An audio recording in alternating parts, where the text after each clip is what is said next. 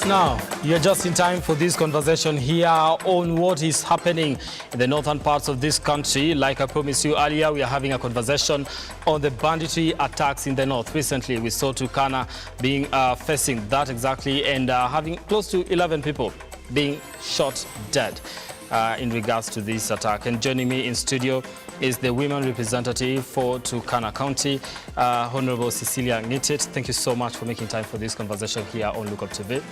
And we had promised that Honorable Hezena Lemaletian will also be joining us. She is on her way. She just confirmed that a few minutes ago. So she is on her way. She'll be joining us as we continue with this conversation. It is important to have it because these are the leaders from these regions that are facing these banditry attacks, and also just from where they sit, where exactly is the problem and what could be the lasting solution. And before we start this conversation, I want to read something that was a tweet from the President of the Republic of Kenya, that is Honorable William Samoei Ruto, when he received information about the bandit attacks that happened in Turkana. Let me just read that, and I think it will be playing on your screen. After receiving a comprehensive report on the Turkana Pokot incident that led to close to 10 security administration officers losing their lives, I have instructed security agencies to deal firmly, decisively, and conclusively with the involved. Cattle rustling will stop. Nasio tafadhali. That is a tweet from the President of the Republic of Kenya in regards to that attack. And also the Deputy President, that is Rigathi Gachagua, also sounded a warning to the bandits and the people responsible for that, in saying they're going to take swift action and make sure that it does not repeat again. On that particular point, I want to engage my guest in studio, Honorable Cecilia, the women representative for Turkana County, and I just want to pick your thoughts in regards to that, the action that was taken immediately by the head of state and his deputy. What's your take on that? What do you make of that first? Okay, thank you. Since that incident, the recent incident of 9 police officers, 1 chief, and 3 Turkana County residents being killed in the recent attack, I've just been hearing that the government has reacted. There is some operation going on. I can't attest to that fact. Okay. Yeah. So you can't attest as a leader from that particular region? I can't attest to that fact. But the government is saying, we've had a meeting with the Deputy President. The whole Turkana leadership had a meeting with the Deputy President on Thursday. Just before they went for opening of the parliament. We had a meeting up to late. He promised us many things. He said some of the operations are going on. Some of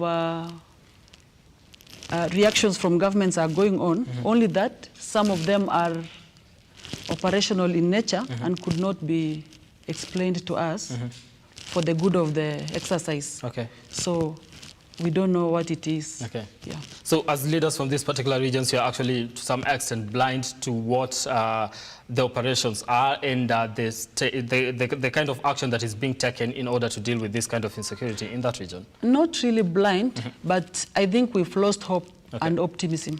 Because this has happened on and on and on. And governments have been there. Okay.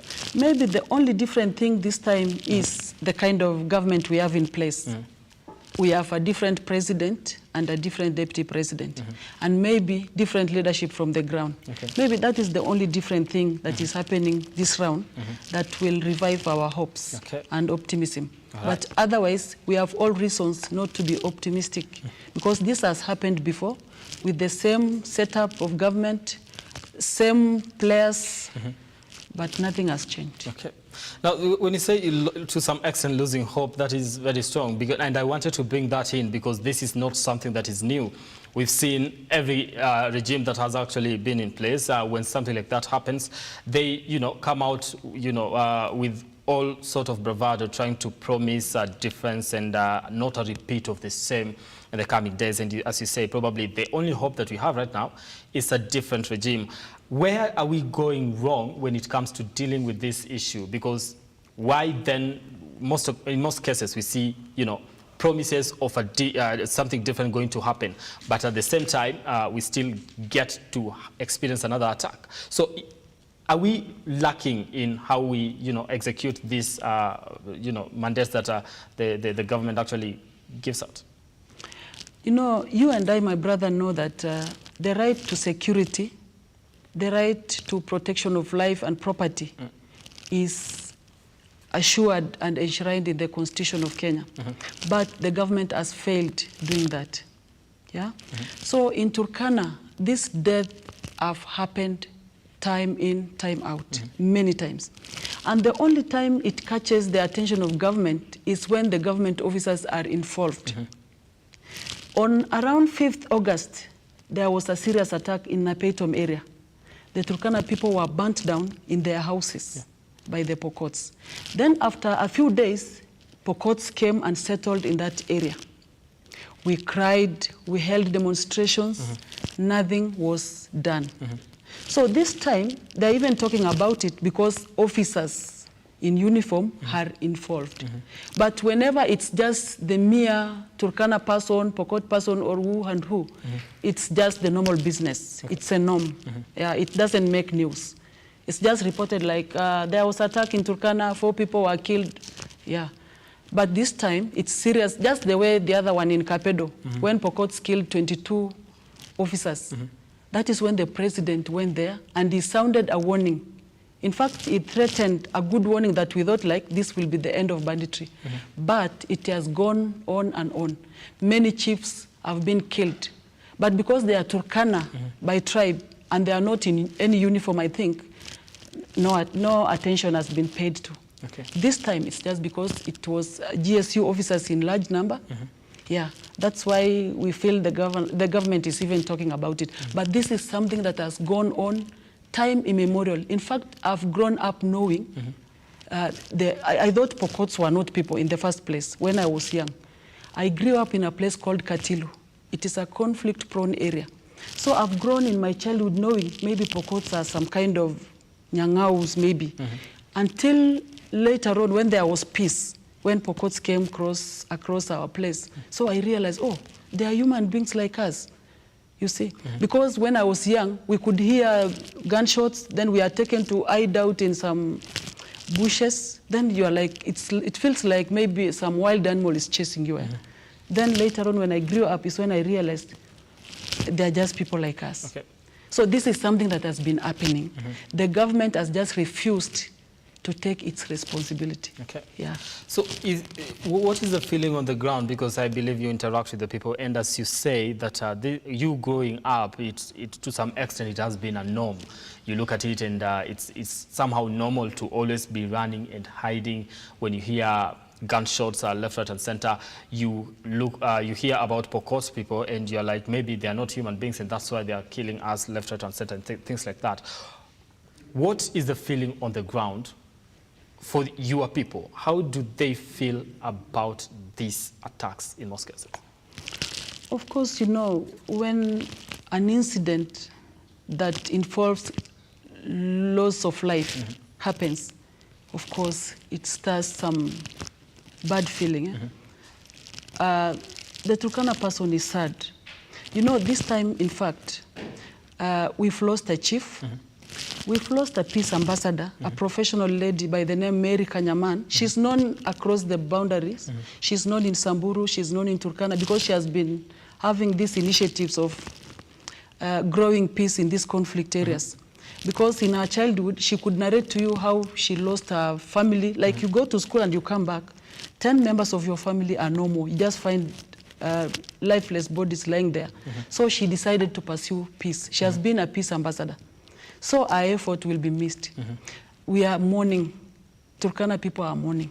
Yeah, that is the general feeling. Although it's not the first time we are mourning. We've been mourning, it has become a norm. And the other feeling we have is the usual feeling of neglect, the feeling of marginalization, the feeling of children of a lesser God. We feel like we don't belong to anyone. Turkana sits in a very unique position. We border 3 countries.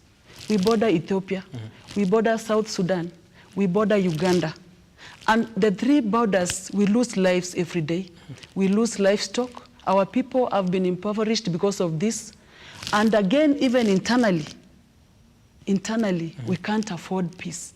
We lose lives, we lose livestock internally. We lose to the Pokot, yeah? At most to the Pokot. Okay. And the government is just watching. All right. Yes. Let's look at the root cause of all this, because from your story and how you explain it, it is not something new, just like you put it. But now, what could be the root cause of all this ever since, because you've experienced it firsthand? What is it that these two communities, or these communities, actually looking for? What is it? What's bringing out this violence and insecurity that we have to have an attack every now and then? What is the fight for? Okay, I think the conflict in the north is taking a different shift. Initially, we thought it was to do with our lifestyle, like we are pastoralists. So it could be a conflict that concerns the few resources like livestock, water, and those resources that concern our nomadism. So we thought it was about pasture, water, but at the moment it's more than that. It has many things to do with boundaries, land. Yeah. So if you look at the areas where these attacks happen, these are the areas that our brothers in Pokot claim to be theirs. So I think their approach is to cause insecurity, to cause mayhem, so that our people are scared, so that they can move out of these places. Then they occupy these places. Look at this, the recent one I'm telling you, they burnt people in Napeitom. Then a week later, Pokots were settling in Napeitom. Yeah, they came and camped there. So what was the message? They wanted to push away the Turkana people from their land so that they can occupy this land. And then there is someone, I think there is someone, we told the deputy president when we had a meeting, I think there are government officials that are playing into this. Okay. And we are going to come into the government officials actually having a role in this particular issue. No, I'm just explaining the same issue of land. Pokots are getting, they are making it authentic when their chiefs are even posted to these places. You find a place as a Pokot chief and a Turkana chief. What does that mean? Different governments at the same time. Yeah, because a chief cannot just get a posting letter from anyone. It comes from the Ministry of Interior, meaning there is someone with a sinister move. You know very well, even in the census that was concluded, there are places that Pokot claim to be theirs, but the census official could reach that place, the GPS could say, this is Turkana.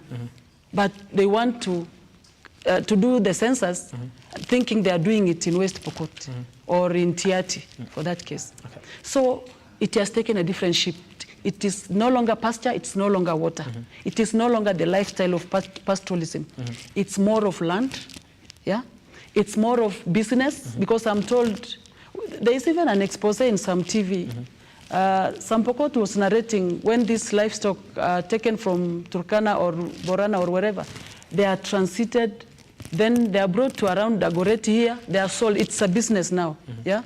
Because at times the government can pursue even to repossess this livestock, but they are nowhere. Okay. Yeah. Now, you mentioned the issue to do with land, where they come, they displace the people from that particular region, that particular area, and come and settle in that particular area. And security officials do know that this was actually an area that was being occupied by people from the Turkana community. Yeah. Why is there no action being taken against the people that are occupying that area at that particular time, if at all they come from the Pokot community? That should be a question all of us should ask government. Yeah? Because maybe to add more flesh, to make you understand it is no longer banditry on the livestock. The incident of Napeitom was an eye-opener to us. There were no livestock driven away. They just burnt people in the houses at night. Yeah? I don't know if these photos reached out to you. When policemen were reaching to the site in the morning, getting people burnt like Nyamachoma there. There is a policeman who cried and wiped his tears using the cape. You see? Yeah? Such inhumanity, such animosity. There was no livestock driven away. It was just claiming the lives of those people and scaring them out of their land. Then the next week, you settle in that land, and government did nothing. This time, I'm keen to see maybe government is waking up to the task after officers, after losing GSU officers. But 3 weeks ago, we lost 9 Turkanas, innocent women and children burnt in their houses in the same area, Turkana East. All right. Yeah, but it didn't catch any attention. I think my other guest is here in studio, Hezena Lemaletian, who is the senator, and she will be joining us. I think I need to allow her to join us in just a few so that she actually gets to settle. Here on set, do we take a break, or what exactly do we do so that I get to have my guest settle so we continue this conversation? Director?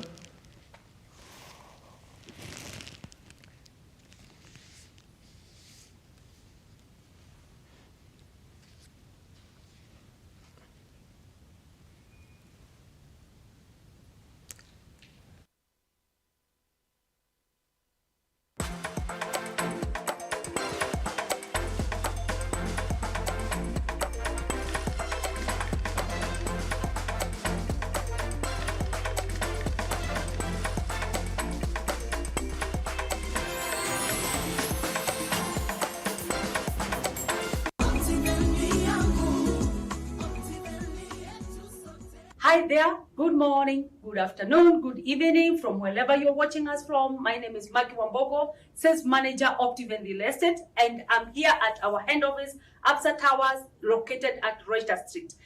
Today, I'm here to talk about our newest project, that is Great Oasis Gardens, Nanyuki, and it is located only 10 minutes drive from Cedar Mall. And in this project, we have proposed that we will be having a GMC Entertainment Center. This will be a replica of what we have in Kitengela, GMC Kitengela. We are also proposing a police post, so you are assured that security, once you invest here, security is good. And we are also proposing to have a playing ground. We are also going to have a community ground. So once you invest here, you don't have to worry about the security. The other things, among the things that we are doing, or the things that we have done already in Great Oasis Gardens, we have already done the marking fence, and the roads, the internal roads are already happening. We have started the malaming the road, and we are still in the process of doing the malaming of the internal roads. And we are also sinking a borehole so that we ensure that our investors in Great Oasis Gardens, Nanyuki, will not struggle with water. We are also going to elevate a water tower so that we have a constant supply of water in this project. And we also have a caretaker on site. The caretaker is on site, and he's there 24/7. And then we also have different sizes in this project. We are having 8, we are having quarters, we are having halves, and we are also having acres. One can buy in bulk, you can buy in big chunks, and that is why we are saying in Great Oasis Gardens, Nanyuki, we are saying that bigger is better. In this project, what you can invest in, you can invest in private schools. You can also do holiday homes, whereby you can do Airbnb. You can also do holiday homes, and then you start renting, and you can also build houses and sell. You can also do apartments in this area. You can also do supermarkets. You can also build a mall, and then you start renting. There is so much that you can do in this project because it is not controlled development. We are also located along Nanyuki Rumuruti Road, and this road is being proposed to be tarmacked by the government. So coming from Nanyuki, or coming from wherever you be coming from, it will be very easy to access the project because it is touching the Nanyuki Rumuruti Road, which is going to be tarmacked by the government. My number is +254 722 355 107. Do not be left behind. Call that number. I will work with you. If you're in Kenya, give me a call. We go for the site visit. We select the plot and we start the payment. If you're in diaspora, send a representative, and I will be delighted to work with you. And as we say here in Lookuptv, we shine because you make us shine. God bless you. Thank you.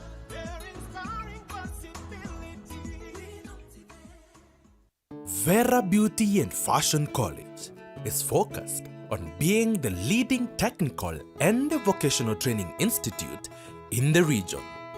Our team possesses in-depth knowledge and extensive experience in the industry, offering thorough training in cosmetology, hairdressing, interior design, creative arts, training of trainers, nail technology, and fashion design. With branches in Nairobi, Thika, Meru, Eldoret, and now in Mombasa, our courses ensure that learners are completely equipped with knowledge, competency, and employability skills. Enroll today to be a part of a center of excellence. Nini ndio ilikuwa nakufanya unaanza kudoubt kama Loto ni ya ukweli ama si ya ukweli? Kitu nilifanya nifikirie si ya ukweli, manake niliguza kama mwaka na sijai guza hata ndururu. Kidogo kidogo tumepatana na mtu atajamaliza miaka 2 hapa ndio amepita nayo. Umejishindia 250,000 Kenya shillings baba. Mambo freshi kabisa, niko hapa Kangemi na bila shaka niko kwa kinyozi, na hapa kwenye kinyozi ule mtu ambaye ananyoa watu amenyolewa na pesa. Unaitwa nani? Kwa majina najulikana kama Martin Gombaura. Ulishinda pesa ngapi kwanza? 250,000. Wakati aliambiwa ameshinda, wewe ulimwambia nini? Mimi nilimwambia chunga sana au ni maconman. Hii pesa itakusaidia namna gani? Na niangalie kama na jiajiri mimi mwenyewe sasa. Hapa umeajiriwa. Nimeajiriwa. Ukifurahi huwa unafanya nini? Nasherekea na Tusherekea. Safi kabisa. Martin kinyozi hapa maeneo ya Kangemi amejishindia 250,000. Inaweza kuwa wewe ndio the next winner. Unangoja nini? Changamka, cheza Loto. Over 18s only. Gaming can be addictive. Play responsibly. This message has been approved by the BCLB. Yippee! Kamata ploti na 349K. Oh yes! For only 349,000 Kenyan shillings, you become a plot owner at the Great Oasis Gardens, Nanyuki. The Great Oasis Gardens, Nanyuki is located along the Nanyuki-Rumuruti Road, only 11 minutes from the Cedar Mall and right opposite Mount Kenya Wildlife Estate. This is the best place to establish the getaway home that you have always dreamt about. For every 349,000 that you deposit or pay as installment towards any of Optiven's plot of land, you get 10K cash back instantly. Jaza basi twende Nanyuki. Bigger is indeed better.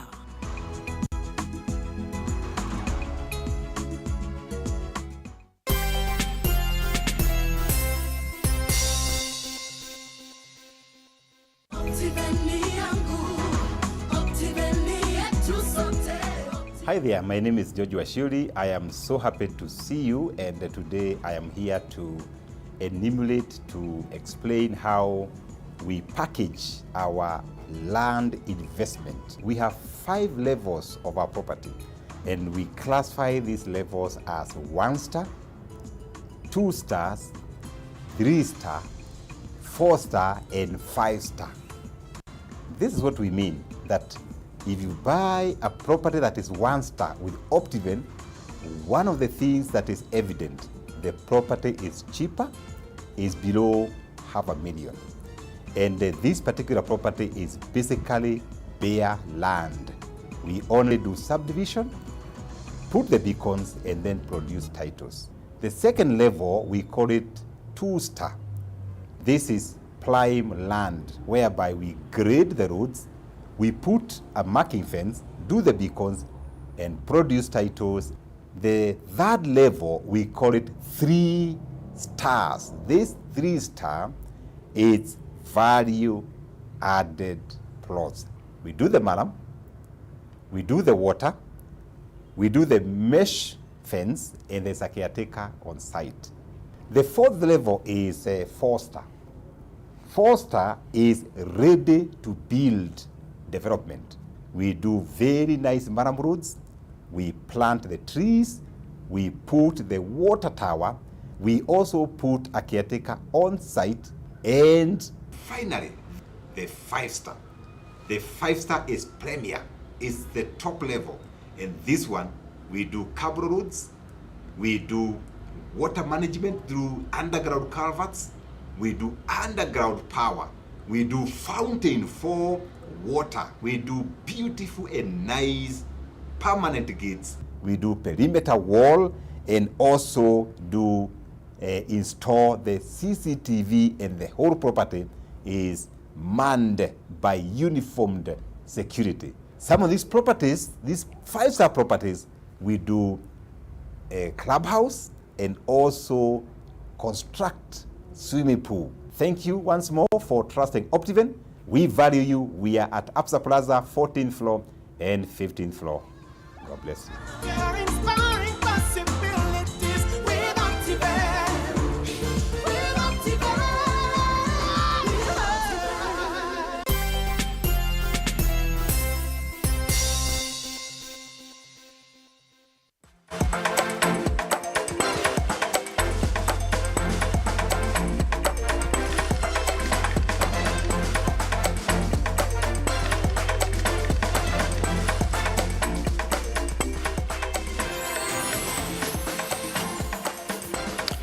All right, now, thank you so much for staying with us here on the program. We are discussing banditry in the north, and Hezena Lemaletian, who is a senator, joins me here also with Cecilia Ngitit, who is the women representative to Turkana County, to have this conversation. Why them? Well, because they are leaders from the north. They know better where the shoe actually pitches, something like that, right? So thank you so much once again, Honorable Cecilia and Honorable Hezena, for your time for this conversation here on Lookuptv. And I think I had engaged Cecilia here on exactly what is the issue and probably the pressing issue that ails the north, and I'd just like to pick your mind on the same, and also how we move in as a government in terms of when there's always an attack.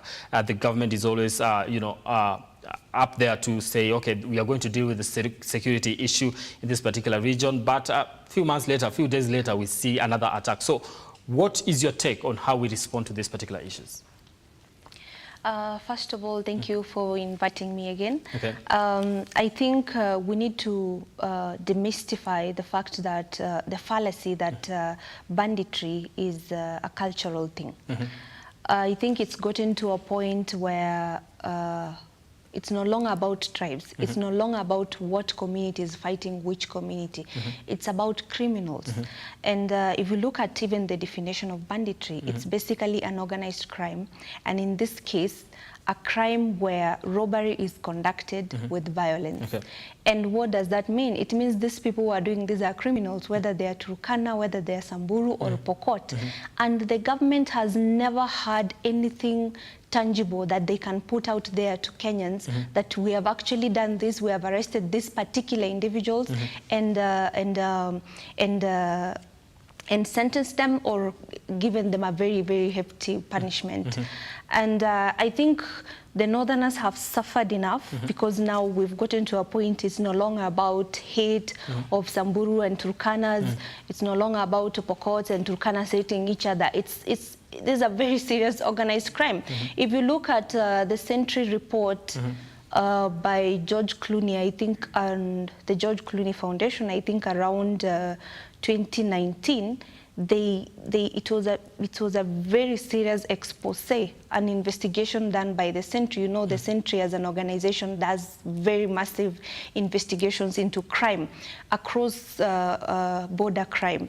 And if you look at whatever was happening in South Sudan, they said it's still part of the North, yes. And you look at the kind of bloodshed that's happening in Sudan, they said it was blood money because there was a very, very deeply organized crime that was fighting these people, displacing them because they needed access to resources that was in that area. And look at Turkana, for instance. There is oil in Turkana. It's a very rich county. Look at Samburu. There are minerals in Samburu. So these people will use whoever doesn't have the minerals to attack this other one.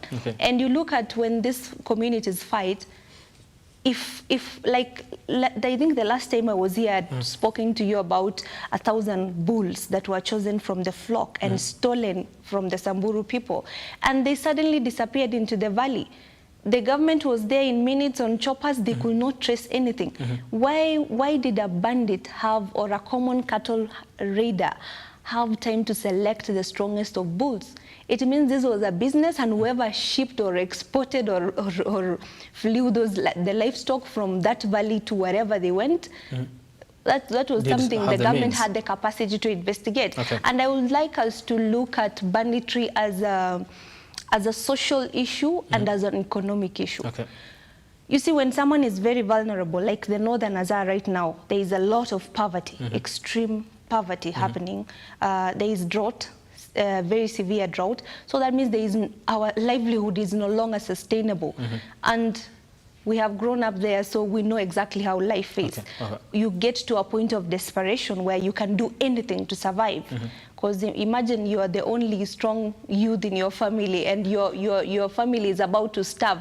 You will go into crime and steal these things. But what is the government doing sustainably to ensure that, first, the drought menace is taken care of in the north, and secondly, that the poverty is elevated from the north, and thirdly, provision of food. But most importantly, I think the government should give us a report, a very tangible and solid report of what they have done to deal with the banditry criminals. Okay. Yeah. Now, let me just get to you, Cecilia. I think the question that I asked Cezena, I had asked you earlier. I want to get to what is it that could be the driving factor when it comes to insecurity in the north. She mentioned that probably it's matters to do with minerals, we are fighting for resources and all that. You mentioned something to do with land. But these are now getting down to that particular issue that could actually be, a bone of contention in these particular regions. What is it for you when you interact with the people having grown up there? What is it that you look at and you say, this actually is the reason as to why we are being attacked by this particular community? You know, I told you earlier, as I grew up, I knew banditry was a lifestyle issue. I knew it was something to do with livestock. But the recent happenings have made us think otherwise. Okay. I told you the recent attack in Napeitom, where women and children were burnt alive in their houses, had nothing to do with livestock. Then a week later, the perpetrators of that crime came to settle in that area. Is it that land? It is. It is a land issue. Then we've been monitoring, especially with the Pokot, our Pokot brothers. We've monitored this conflict for so long. It has been there before we were born. We've watched it. It is now complicating it. It's now getting complicated. There's just something that my sister here has said. This livestock, most of it, when it is taken, you cannot repossess it. At times, when our people have also done retaliatory attacks, they can go and get livestock from Pokot people. But when the government pursues them, the livestock is gotten alive and it's taken back. But our livestock, when it gets to Pokot, it has never come back. Reason being, whoever pursues it doesn't get it anywhere. Meaning, there is somewhere that this thing goes. And I told you of an expose that was somewhere in a QTV thing. There is a Pokot there, done in a KDF, I think a GSU uniform. Then he was narrating, the journalist was asking him, whose uniform is this? Then he said, this one is the one we got from the Capedo policemen that we killed. And we get uniforms, we get G3 guns, we get ammunitions, we even have bombs. Then this livestock, it is taken to somewhere in Nairobi, like Dagoretti, Slaughter, something like that. So it has become economic issue. Yeah, it's no longer the lifestyle thing. So this is the thing. Something happens there when it comes to, cattle rustling or people stealing your livestock. Then the way it disappears, it does not disappear in that particular region. It is actually flew out of that particular region to somewhere here in the city. It is a crime. Some people have put money into it. In fact, that guy was so generous with information. He said some of their leaders put CDF money in this arrangement. Some of their MCS put development money in this thing. Yeah. So you cannot put money. Money can be put in a business scenario so that it brings back the money and another money on top. So it's a business thing. Yeah. The only pain is it concerns the lives of people. Because you cannot get my livestock without killing me. You have to do away with my life so that you get away with my life stock. Because you're going to defend it. Yes, I'll defend it because it is the only source of my livelihood. Exactly. Yeah. Let me talk about now the security issues. This is the thing. I want to look at, because we are painting it to be so much a bigger thing. It's so complex. But you know, when a government moves in action and says, I want to solve this particular issue, if there is that goodwill, then we will have a solution. So do we believe the regimes that we've had in place and the measures that have been put in place have actually do come from a point of where we want to solve this particular issue and do away with it once and for all? Do you believe that as leaders of that particular region? I think it has a lot to do with who is the commander-in-chief of the armed forces, because you see, even within the police force, these people exactly know what is happening, because there is no way you can tell me that sandalwood can easily be arrested from Samburu East to Nairobi, and these same people cannot arrest live bulls, live cows being transported from one region to the other without any accountability of where this livestock is coming from and where it is going. Secondly, it's very easy to catch these cows, but who is giving the security? You see, who is giving the security? And then another thing, the government knows very well that in the police, the armies, the police or the army, the askaris who are working in the north are in a hardship area. What is the government doing to ensure that these people are fully taken care of in terms of resources, in terms of infrastructure to conduct their duties, and also to make sure that they're enough to tackle the insecurity in the region? Because you see, this is a very volatile region, and like the recent attack on where we had one of our sisters killed, Mary Ekai Kanyaman. You see, she was a peace ambassador from the Turkana community in Samburu County, and she literally had to go into the conflict in the middle of the battle. Why did she have to do this? It's because the police did not have enough facilitation to go there. She had to be the one driving this vehicle. If these police were well taken care of, if if their vehicles were fueled, if they have enough vehicles, if they had enough number, these people will not have massacred the entire crew. But you see, she left her family in abject poverty because she was pursuing her father's cows. And then secondly, she's gone. That is like putting a stop to peace, the quest for peace in the region. And the government has done nothing so far. I have been in doing press statements, like going to breathe fire on TV and all that, but the government is doing nothing. After a few days, nothing is done. The other day we had with the former IG, the one who is now a governor, we went to see him, the Rift Valley Commissioner, George Natembea. We once went to see him in Nakuru as a group of Samburu professionals. We saw videos of an MCA from the Turkana side inciting some bandits within the forest. What has ever been done for that? Because that was a single individual. What was done to deal with this person, right? These people who have been arrested. The other day, there were some boys who were arrested in Samburu boys stealing cows from Kisima Girls Secondary School. These are like high-grade cows. What has been done? Because the community took part in fishing out these people among themselves and say, these are the boys and they belong to this and this and this family. They were, I think, about 6. What has been done to them? We need rapid action done, taken up to punish this criminal, because these are criminals. It doesn't matter what tribe they come from. They are individuals, they are criminals, but what is the government doing? They have the capacity, one, to facilitate their forces. Secondly, to punish the criminals. All right. Honorable Cecilia, let me bring to you on what could actually be done. Because now you are at a position of influence in terms of being a leader in the National Assembly. What is it that you feel is lacking when it comes to enforcing law in that particular region and protecting your people so that they do not be victims of banditry attacks again? What do you feel should be done? Okay, from history, I'm told before I was born. There was a time when President Moi was the chief commander of the armed forces. Around 1984, he launched an operation in this area of Pokot and Turkana. It was dubbed the name Lotirir. I'm told of that story.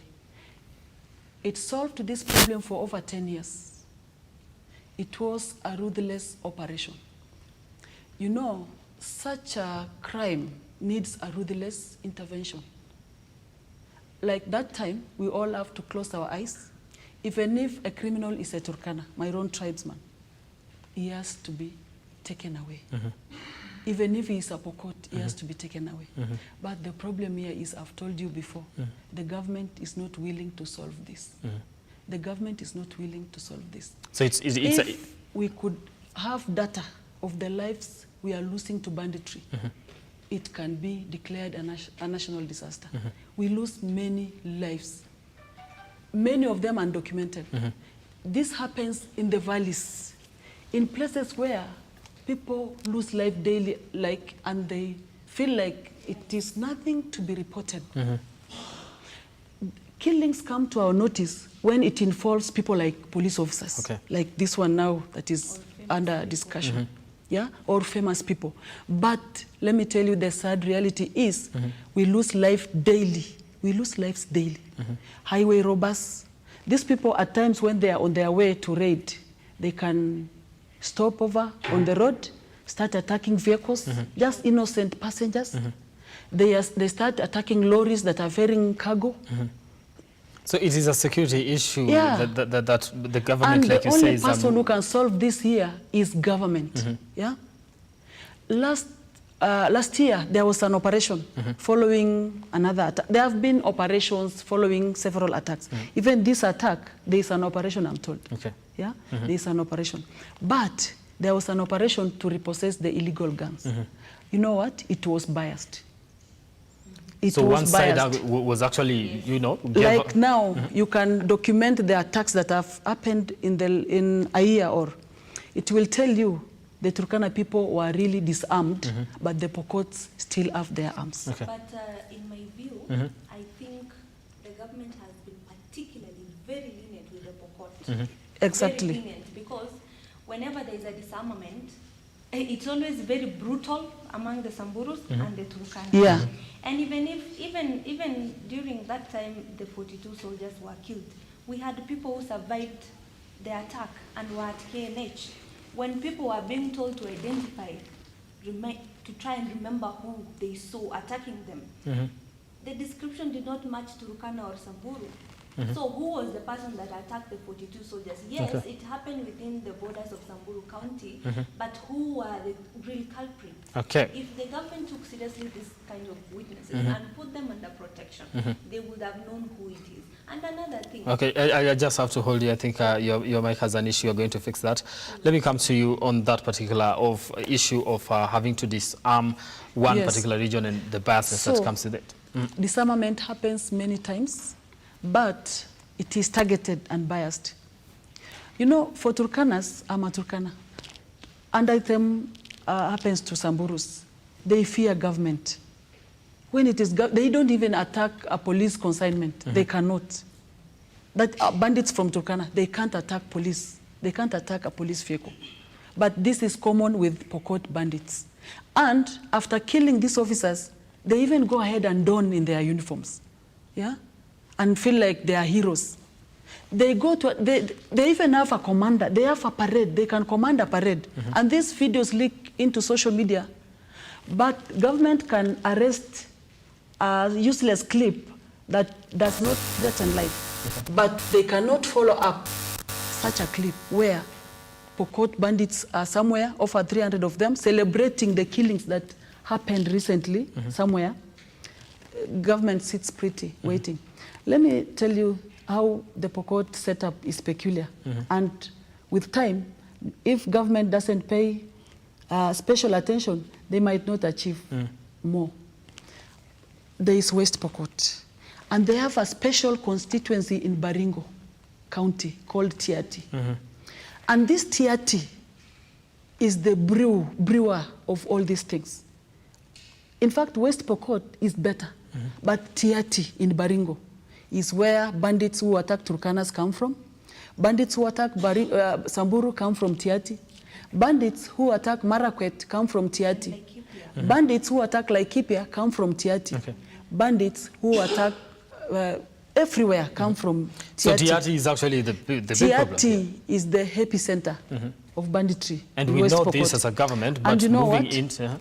Many times the government have directed their operation in Tiati, but they flee to their county in West Pokot. The bandits flee to West Pokot. Even now, the operation has gone to Tiati, but the perpetrators have gone to West Pokot. And when they are pursued to West Pokot, they even move to Uganda, Amdat in Uganda. They have their brothers in Uganda. So it is such a complicated thing. So complex. Unless the government brings the leadership of Pokots onto the negotiation table, plus the leadership of the affected communities, so that we all have a conversation and we decide, is this a culture we want to move on with it? And if government has failed to solve this, government can equally arm the Samburu, arm the Turkanas, arm the Pokot, and let this business go on. So if that is the ugly way we want to go. They get to the point where everybody now wants to defend themselves, so that in case you are attacked, you don't find yourself in that particular situation. This scenario we are witnessing today, it's like that of an imaginable mother giving one kid a weapon to attack the other, and you watch, you start clapping. And then when you come, you come for the child who was armed, then you leave the affected one. It is just an ugly scenario. All right. Yeah. Hezena, let me come to you, because there have been claims that politicians actually, some of politicians actually behind this, the political class, you know, having a share in promoting this banditry, and that's why to some extent we see that there's literally no action being taken in regards to this. What is your take on that? Do you agree with these particular sentiments? But of course I do, because to some extent, because if you look at, like my sister here said, that the epicenter of banditry is Tiati. We all know that. And but what has the government done on Tiati? You can count more disarmament operations in Turkana and in Baragoi, more, even in the Samburu East side, more than in Tiati. But look at how many counties are surrounding Tiati. Almost 4 counties. And in every region, even whatever is happening in Laikipia, the Samburus in Laikipia, they are being, sometimes when you find them entering the British farms, it's because, I mean, whoever owns those farms, the white farms, it's because they are being chased by the Pokots in Tiati from this other side. And don't forget, Baringo is largely seen as a Nandi county. It's a Kalenjin county. But that particular constituency, Tiati constituency, is occupied by the Pokots, and they have their larger West Pokot county. And like she said, whenever there is a disarmament operation, wanatoroka huko. And those small videos that were circulating all over of these people, these bandits being lectured, it's been in public domain. And then look at who is the MP of Tiati. He has been spotted so many times spewing incitatory remarks, even on national television. He has been arrested so many times. But has he been charged? What has been done to him ever since that time? You will not quote MPs from these other counties that are being affected, or the banditry regions, inciting their community. But this particular MP has been acting like he's way above the law. I don't know now that he went to the president's side, if he will continue having that immunity, or he will not have it. We have had several other people being quoted inciting the community against their neighboring community. These are leaders. What has been done? Secondly, there is this gun trade. You cannot conduct a disarmament and then the borders are porous. Where are the guns coming from? And how can guns get here from Ethiopia or Sudan? How can guns get to West Pokot or Turkana or Samburu, which are right at the center of the north? They are not exactly at the border, except Turkana. How do the guns get there? Who transports them? If the government is truly not part and parcel of the banditry in the north, then who is giving this gun trade security? Who is ensuring that there is a package of guns moving from the border down here? Or are they coming from Nairobi? Or are they coming from the Amari? Where are the guns coming from? These are very serious issues that the government must address. Because you cannot, people will not shoot each other with mishale.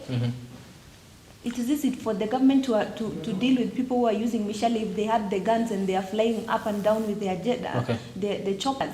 But these people have guns even more powerful, as confessed by the IG one time during the last, I think around 2018. He confessed that these bandits have more powerful guns than the government. Exactly. Is that something that should just be ignored by a government? Okay. Let me come to you as we actually try to wind up on this conversation here tonight. Politics actually. Just a minute, before, usually if you look at the time that the banditry escalates, it's usually towards the campaign. Yeah. That is why the community thinks the politicians are part and parcel of this. The people in power are part and parcel. Whenever they want the money for campaigns, that is when the banditry goes up, and that is our assumption. So the government should go in and investigate who are these people, because they have all the power to spy. Okay. Yeah. Political class, politicians promote this. You believe that? Yeah, I believe. Like I told you before, as many of us engage in furious and expensive campaigns to convince our electorates to vote for us, some people don't get into campaigns. For instance, the MP she's talking about. Him being an inciter and being an expansionist, promising his people that so long as I'm in power, one day you will occupy Kapedo. One day you will occupy some place in Turkana. That alone is enough. So for them, they see him as the main man. Yeah. So he doesn't invest in politics. He only has to incite them, show them that he's the lead bandit, he's the commander-in-chief, then he will be voted in. Yeah? Okay. Politicians do influence banditry. Okay. In West Pokot, you could hear, I thank God that governor was swept away, Governor Lonyangapuo. He was one of the commander of the bandits. He used to tell Pokot, Lokichar, the oil well, Ngamia 1, is in West Pokot, surely. On television. You know, he says that as a joke. He became a comedian. But how that sinks into that local Pokot man. Tomorrow, he will pick up his arms and reclaim Lokichar to be a West Pokot. To some extent, leaders do escalate this and actually incite it and on TV. They incite them. They incite them by insinuating that some land belongs to them. Okay. Then secondly, there was an expose on QTV. That Pokot man was saying CDF money is used to buy ammunitions. Okay. Then let me tell you, the government has been sleeping on this issue. Yeah? Every time Pokots kill the armed officers, they go away with those powerful guns and the ammunitions. I think during Moi's time, he was trying. Whenever there was such a thing, the first action was to make sure the guns are abandoned to the government. Okay. Yeah? Plus all the ammunitions. The saddest part now is when those guns, the guns of the 42 soldiers, the guns of the 20 soldiers in Kapedo, the recent guns are the guns that are killing the Kenyan people. All right. Now. Then, lastly, when you see, many people say, when you go to the crime scene, whenever Pokots attack, you get those cartridges of the bullets. They are the ones made in Kenya. Okay. That is the shocking part. And when you relate it to the expose in the QTV, that Pokot man was saying, we get bullets from the government places, and they are put in jerrycans, water jerrycans. You transport them. At times they put what they are put. He was explaining something. Okay. Yeah. So that is how the bullets that are meant for external aggressors are ending up in the hands of locals, and this claims the lives of our people. All right. So, like the way my sister mentioned earlier, the Pokot people have a soft spot in this government. The government the other one I told you before she came in is when these areas, these places that Pokot claim to be theirs, how does a government post a Pokot chief in a Turkana area? So you find a place like Napeitom, there is a chief there from Pokot. Okay. A place like Kapedo, there is a chief from Pokot, and there is a chief from Turkana. Right. How does that happen? Okay, I am out of time, but I'd like to give you each a minute for your final remarks on just 1 minute each for your final remarks on now moving forward. Who do we call out for this? Is there actually, you know, can we come together and say maybe now it is time to be peaceful and come together and agree on the way forward? Is there hope for that? Let me start with it. I told you earlier, this has happened before with the same government, with the same players, with the same everything, and we can't expect different results. I told you the only different thing that has happened this time, we have a different commander-in-chief of the armed forces. Unless he decides on a deliberate move that he has to do away with these banditry attacks. You know, the lives we lose to banditry are more than the lives we lose to terrorists. Yeah? With time, if these are documented, the lives we lose to internal aggression are more than the lives we lose to terrorism and external aggression. So I'm appealing to the government. Apart from these internal things, although the Pokot conflict has become a thorn in the flesh, they should look at Turkana, the placement where Turkana is placed. We lose lives to our neighbors in Ethiopia. We are the ones guarding that border. No government presence. We lose lives to the border in South Sudan. We lose lives and livestock. No government presence. And if there is, there are camps there, but these people don't move an inch out of their camp whenever there is an attack. It is that Turkana person who is supposed to defend or pursue his animals, then he loses life in the process. If government has seen it's normal for us to lose lives to the Pokots, is it also normal to lose lives to the external aggressors? That is my question to the government. Then secondly, let government look into its systems. Find out who are these sympathizers who are sympathizing with the bandits. Who are these actualizing the dream of Pokots gaining land from all over? Posting chiefs to places that are known to be of Samburu place, of Turkana place. Who is that person? Then these cartridges of bullets made in Kenya, how do they get into the hands of the bandits? So investigations into the matter to just make sure that and we actually follow back. The issue of disarmament. The government has to revisit a serious disarmament exercise in these regions. All right. Your final remarks, Hezena, just a minute. I don't think the communities can actually come together and decide suddenly that you know, there will be no more banditry in the north. I however think that a change in our lifestyle, economic lifestyle would create a tremendous change. Like last time I was here, I was talking about my economic agricultural revolution plan. Had I won the women rep seat, so maybe I can work with my sister here closely to ensure that we introduce agriculture as an alternative means of livelihood, because these people will not shoot cabbages.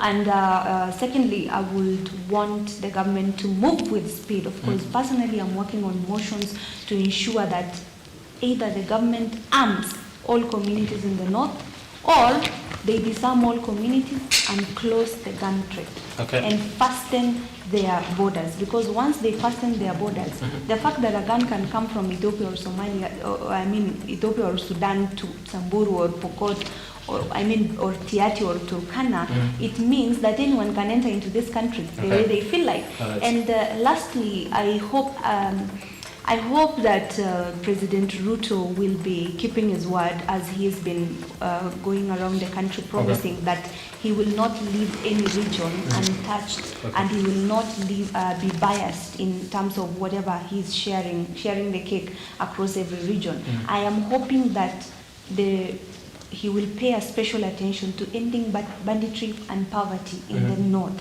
And most especially, because I have heard rumors that he's related to Pokots, he should know that we have intermarried very much in the north, and we are all related to the Pokots. So all of and you he will not be lenient to anybody.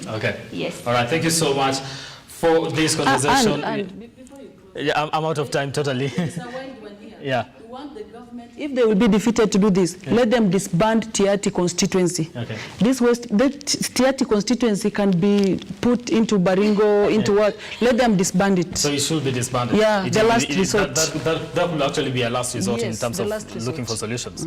All right. Thank you so much for your time, ladies. I really do appreciate, and just like Ezena said, you could actually come together and find a lasting solution in terms of do you now go with the agricultural way, because people will not shoot cabbages like you said. Right, that is Ezena Lemaletian, Senator and Women Representative to Kana County, Cecilia Nitit Asinyan, right? I got that right. Thank you so much for your time. I really do appreciate. I hope we also get to have this conversation later on and say now we are having a conversation about the North, but in a different kind of light.